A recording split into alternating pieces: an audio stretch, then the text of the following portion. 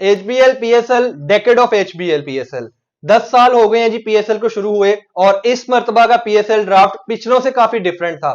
लाहौर के शाही किला के अंदर बड़े अच्छे तरीके से एहतमाम किया गया तमाम टीम्स के लिए कि आप आए और अपने अपने प्लेयर्स को चुने, बहारों के साथ, पत्तों के साथ, फूलों के साथ। आगाज करेंगे जी आज हम कोयटा और पिशावर की टीम्स के साथ। तो सबसे पहले टीम सुन लेते हैं, उसके बाद डिस्कशन का आगाज करते हैं। हमने अपनी पिछली वीडियो के अंदर जो डिबेट की थी वो हमने की थी लाहौर और कराची किंग्स के दरमियान में, और मेरा ख्याल है आपने वो वीडियो देखी होगी और आपने उस चीज पे कमेंट भी जरूर किया होगा कि कौन सी टीम ज्यादा बेहतर है।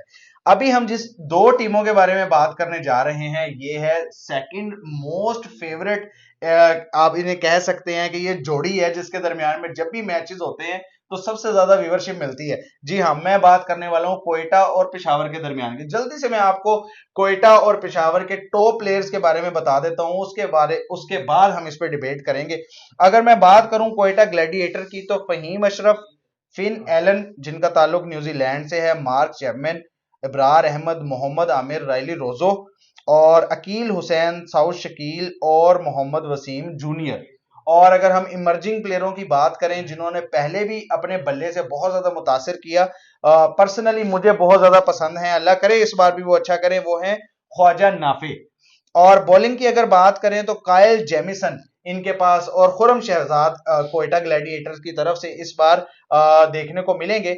और अगर हम बात करें पेशावर ज़ल्मी की, मेरी नजर में ज्यादा बेहतरीन और ज्यादा स्टेबल टीम है ये, क्योंकि इस टीम के अंदर आपको Babar Azam, Saim Ayub, Tom Kohler Cadmore और बोश, मोहम्मद अली, मोहम्मद हारिस और अब्दुल समद, हुसैन तल्लत और नाहिद राना जिनका ताल्लुक है बांग्लादेश से, और 150 की स्पीड में बॉल करते हैं सुभान।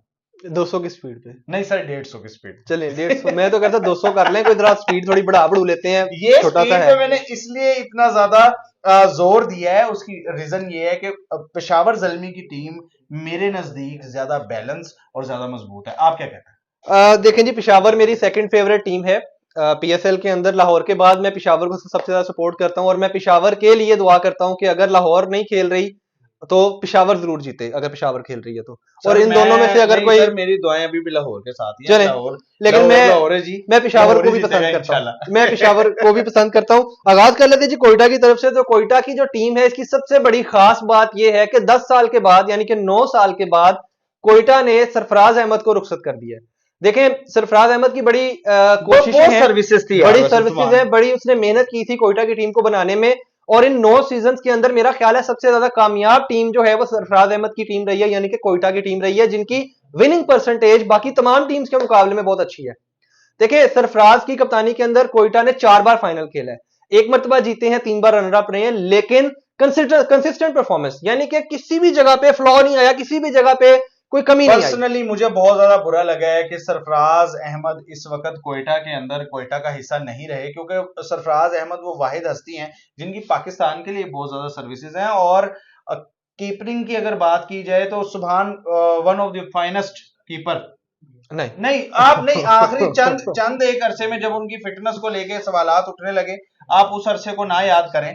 आप अगर बात करें चैंपियन ट्रॉफी की, उससे पहले बात करें जब हम कंसिस्टेंट पाकिस्तान की टीम दुनिया में 1 नंबर पे रही और बहुत अरसा रही, स्पेशली इन T20 जो फॉर्मेट है उसमें, तो Sarfaraz was the captain on that time और बेस्ट कीपर। देखे, सरफराज जो है ना, बेस्ट कीपर या बेस्ट बैट्समैन कभी नहीं रहे।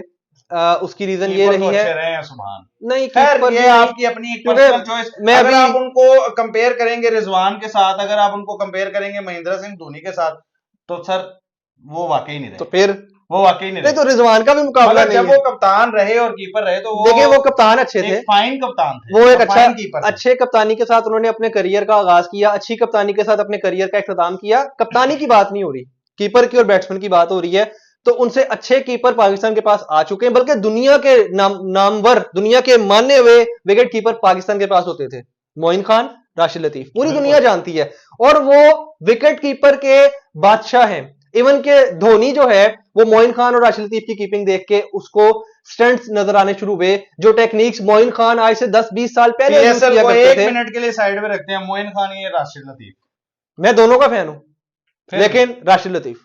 मोइन खान ने ज्यादा कैच छोड़े हैं। नहीं, कैच छोड़ने की बात नहीं है। देखें, मोइन खान की अपनी ब्रिलियंस थी, राशिद लतीफ की अपनी ब्रिलियंस थी, राशिद लतीफ का कैरी बहुत अच्छा था, टेक बहुत अच्छा था, मोइन खान की क्विकनेस बहुत अच्छी थी, एजिलिटी बड़ी जबरदस्त थी, वो शार्प थे, एक्टिव माइंडेड थे, जो एक्टिविटीज और जो काम ऑन फील्ड परेशान रखते थे, को परेशान रखते थे, बैट्समैन को ड्यूरिंग द रनिंग, उसको रनिंग के दौरान में परेशान करके रन आउट करना, यह मोइन खान का कमाल था, जो महेंद्र सिंह धोनी ने सीखा था कि ध्यान उधर है, बॉल पकड़ा और ऐसे थ्रो कर दिया देखे बगैर, और बैट्समैन का ध्यान भी नहीं कि कीपर के हाथ में बॉल आ गया होगा। यह काम मोइन खान ने शुरू किया था, उसके बाद धोनी ने किया ये काम। तो अगर हम कंपैरिजन करें तो विकेट कीपर तो अच्छे नहीं थे सरफराज।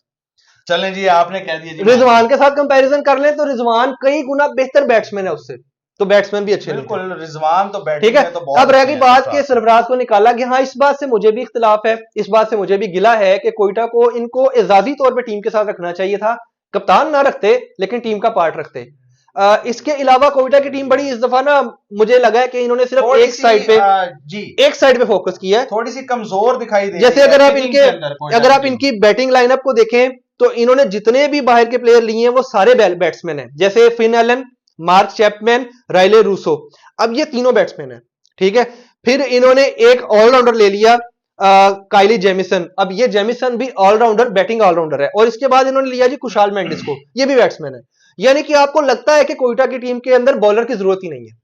मुझे नहीं समझ आई कि क्या पिकिंग की है कोयटा ने, लेकिन अगर इनकी हम बॉलिंग की बात करें तो दुनिया का अजीम बॉलर मोहम्मद आमिर, बिल्कुल, और जो कि बहुत ज्यादा स्लो, बहुत ही अजीम बॉलर है ना, और उससे भी अजीम बॉलर मोहम्मद वसीम जूनियर, वो नहीं, थोड़ा सा उनको आप कर सकते हैं, उनको कर लें, करंट टीम में भी खेलते रहे हैं, पाकिस्तान को सर्व करते रहे, उसको आप कर लें। और स्पिनर्स की अगर हम बात करें तो स्पिनर्स की चॉइस इनकी अच्छी है, इन्होंने अकील हुसैन को सिलेक्ट किया है। देखें, जब सरफराज के साथ, सॉरी मैं आपकी बात काट रहा हूं, जब सरफराज के साथ टीम खेलती थी तो यहां से एक अच्छी बॉलिंग लाइनअप, मोहम्मद हसनैन यहां से खेलते रहे जी, नसीम शाह यहां से खेलते रहे।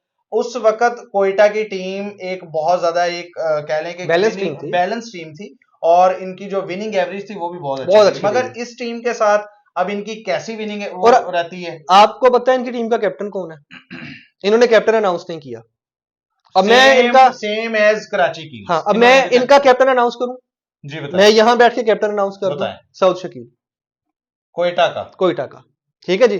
तो मेरा ख्याल है कि इनके लिए इतना ही सदमा काफी है कि सऊद शकील, ठीक है। पेशावर की बात कर लेते हैं। यार आप सऊद शकील को कैप्टन नहीं मानते हैं? नहीं, मैं उसे व्हाइट बॉल का प्लेयर नहीं मानता, तो वो कैप्टन तो बहुत ही दूर की बात है ना, वो टेस्ट का प्लेयर है। अच्छा जी, बात करते हैं जी पेशावर की। यहाँ पर पर्सनल ओपिनियंस पे बात हो रही है, किसी का अगर दिल टूट रहा है या किसी को बुरा लग रहा है, किसी के जज्बात पे छुरियां चल रही हैं, तो हम माजरत चाहते हैं। तो मैं माजरत नहीं चाहता, सऊद शकील। देखें, बाबर आजम, पेशावर की बात कर लेते हैं जी। पेशावर की सबसे अच्छी बात क्या है जी? बाबर आजम, आप लोग उससे जितना मर्जी इख्तलाफ करें, जितना मर्जी उस पर तनकीद करें, बाबर आजम की खासियत यह है कि उसने पिछले साल 2024 के पीएसएल के अंदर एक प्लेयर डेवलप किया था, उसका नाम है साइम अयूब, और आज एक साल के बाद वही लड़का पाकिस्तान की ओपनिंग के लिए रीढ़ की हड्डी की हैसियत रखता है, वाहिद उम्मीद बन चुका है वो, और आज वो जख्मी हुआ है तो पूरे पाकिस्तान को तसल्ली मची हुई है कि यार चैंपियंस ट्रॉफी में क्या करेंगे, साइम अयूब नहीं है। यानी कि एक ऐसी फाइंड, एक ऐसी मेहनत जो बाबर आजम ने की थी साइम अयूब के साथ, बाबर आजम का वो जज्बा, बाबर आजम की वो मेहनत जो पाकिस्तान बाबर आजम को उन पे मुकम्मल यकीन था, और बार इंटरव्यूज में बाबर आजम से पूछा गया तो उन्होंने यही कहा कि साइम अयूब अगर टीम में परफॉर्म करता है तो वो मैच को कुछ ही टाइम के बाद एक साइड में विनिंग साइड पे ले जाता है, और ये हमने देख लिया, और ये हमने देखा है। और ना सिर्फ साइम अयूब ने भी अपने आप को, सर उसने जितना अपने अंदर स्टेबिलिटी लाया और विकेट की अहमियत को उसने, बल्कि अभी भी उसके ऊपर मेरे ख्याल उसकी वर्किंग जारी है, अगर वो ज्यादा अपनी विकेट की अहमियत को समझेगा, देखें स्लो तो नहीं हो जाएगा।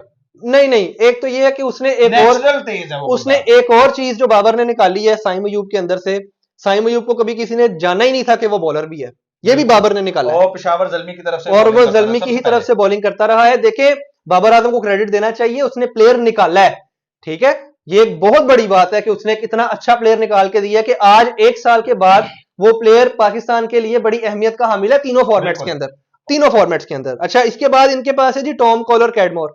अच्छा, कैडमोर के बारे में थोड़ी सी मैं बता देता हूं, ये जो इंग्लैंड के खिलाड़ी है ना, इनकी थोड़ी सी कहानी डिफरेंट है। इंग्लैंड ने इस दफा एक रूल पास किया है जी कि हम अपने प्लेयर्स को किसी भी लीग में खेलने की इजाजत नहीं देंगे सिवाय आईपीएल के। अब इंग्लैंड के प्लेयर्स जिनको पता है कि हमें आईपीएल में मौका नहीं मिलेगा, या जिनकी एफिलिएशन पीएसएल के साथ है, उन्होंने बड़ी सख्ती के साथ इंग्लिश क्रिकेट बोर्ड की बड़ी तनकीद की है। उन्होंने कहा यार ये क्या तरीका है आपका, इवन कि वो अदालत में चले गए हैं कि यार आप लोग हमें एनएसयू क्यों नहीं दे रहे, हमने खेलनी है लीगें, आप कौन होते हैं हमें रोकने वाले।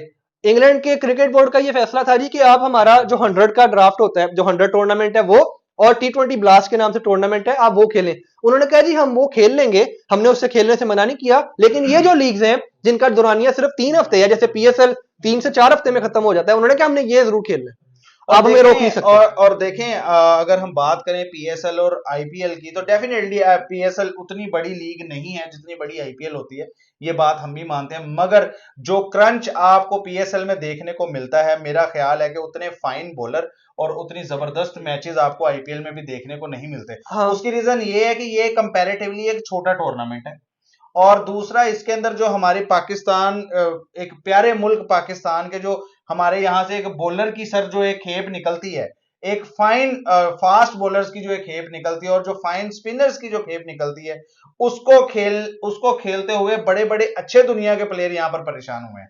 मैंने देखा यहाँ पर मैकलम आए, वो यहाँ पर फेल हुए, यहाँ पर डिविलियर आए, वो यहाँ पर फेल हुए, उस तरह से मॉर्गन आए, वो यहाँ पर फेल हुए। उसके बाद गुप्टिल आए, क्रिस गेल आए। उन सबको ये पता चल गया कि पाकिस्तान में आके स्कोर करना आसान बात नहीं है, यहाँ पंजाबी में कहते हैं खाला जी का वाड़ा नहीं है।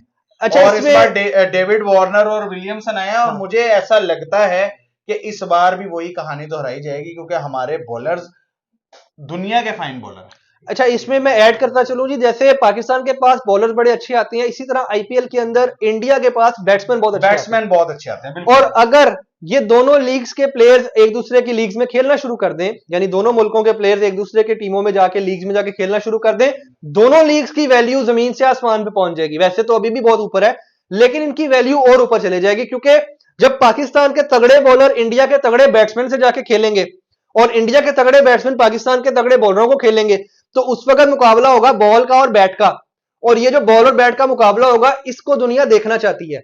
अगर आपके सामने वही लल्लू पंजू से बॉलर लगे हुए हैं और सूर्य कुमार यादव खड़े होकर 6 छक्के मारी जा रहा है, युवराज सिंह आता है 15 छक्के मार देता है, नीचे से वो आपके केएल राहुल साहब आते हैं, वो 15 छक्के मार देते हैं, लोग ये देखने नहीं आते। मुकाबला कब होता है? जब राशिद खान जैसा बॉलर लगा हो और सामने केएल राहुल खड़ा हो, तो मार के दिखाए 3 छक्के। बिल्कुल ठीक है, या सामने बॉलर कर रहा हो ट्रेंट बोल्ट, या बॉल कर रहा हो मिचेल स्टार्क, उसको आप 2 छक्के मार के दिखाएं तो पता लगता है कि आप कितने बड़े बैट्समैन हैं। तो जब आपका मुकाबला ही नहीं है इस तरह के बॉलर्स के साथ, या अगर आपके सामने बॉलिंग कर रहा हो शाहीन अफरीदी, मारे उसको 3 छक्के, पता लगे ना शाहीन को 3 छक्के मारे हैं, ये महज फर्जी बात है, लेकिन ऐसा होना चाहिए। ऐसा होना चाहिए, मगर चूंकि चलें, खैर इस पे हमें बात भी नहीं, डिबेट भी नहीं करनी चाहिए। एक मुल्क है, वो निकलने ही, एक अंडे वाले शेल से वो बाहर निकलना ही नहीं चाहता। वापस आ जाते हैं पिशावर की तरफ, बनाया हुआ है, बस छोड़े उनको। वापस आते हैं पिशावर की तरफ। देखें जी, टॉम कॉलर कैडमोर के साथ इस दफा जो इन्होंने थोड़ा सा एडिशन किया है, इंक्लूजन बड़ा मजे का हुआ है एक और, वो है नाहिद राना। 150 किलोमीटर जो आप कह रहे थे और मैं कह रहा था 200 किलोमीटर। देखें, बॉल आए 200 किलोमीटर की, बॉल आए 150 किलोमीटर की। फास्ट बॉलर T20 क्रिकेट के अंदर छोटी बाउंड्रीज के साथ एक तरह के ना अजाब में पड़ा होता है। हल्का सा एज लगे थर्ड मैन के ऊपर से छक्का, हल्का सा मिस हिट हो मिड ऑफ से क्रॉस करो छक्का, मिड ऑन क्रॉस करो छक्का, मिड विकेट ऐसे करो छक्का। तो फास्ट बॉलर जो है ना T20 के लिए टेंशन वाला काम और है। इस तरह की लीग्स में, स्पेशली अगर मैं पीएसएल की बात करूं, तो सुबहान पीएसएल में जो लास्ट देखा गया, उसमें यही देखा गया कि हर टीम तकरीबन 200 के करीब 180, 200, 170 के करीब ये रन चेज बॉलर, यस, और ये चेज भी हुए, तो बॉलर को वाकई अपनी इज्जत बचाना मुश्किल हो जाता है। इस तरह की लीग में। पेशावर के एक प्लेयर का जिक्र मैं करूंगा और उसके बाद सिकंदर को हैंडओवर कर देते हैं कंक्लूजन के लिए। मैक्स ब्रायंट, ऑस्ट्रेलिया का बहुत ही तगड़ा हिटर है। अच्छा, मैंने इनको अभी खेलते हुए नहीं देखा। मैं इसको बिग बैश के तकरीबन हर सीजन के अंदर खेलता हुआ देखता हूं, और ये ब्रिस्बेन हीट से खेल रहा है आजकल, उससे पहले ये डिफरेंट टीम से खेलता रहा है। बड़ा ही शानदार और बहुत ही बिग हिटर है, इतना बिग हिटर है कि खड़े खड़े 90 मीटर्स के छक्के कंसेक्यूटिव मारता है। अच्छा, अभी इन्होंने बात कर दी है पेशावर की तरफ से।